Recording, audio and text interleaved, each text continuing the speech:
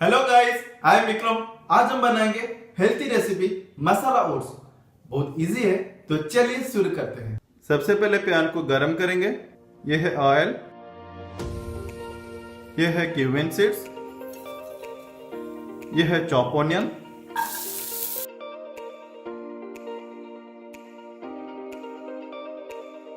यह है chop carrots,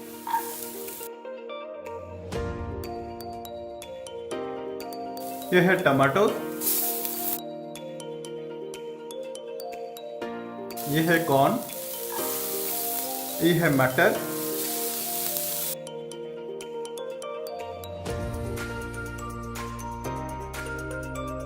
turmeric powder, red chilli powder,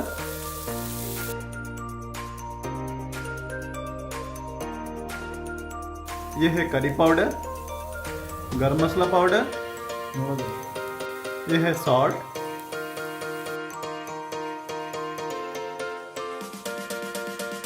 यह है वाटर,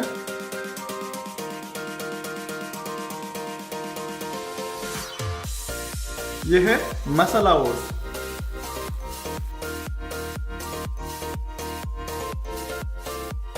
यह है टमाटो केचप।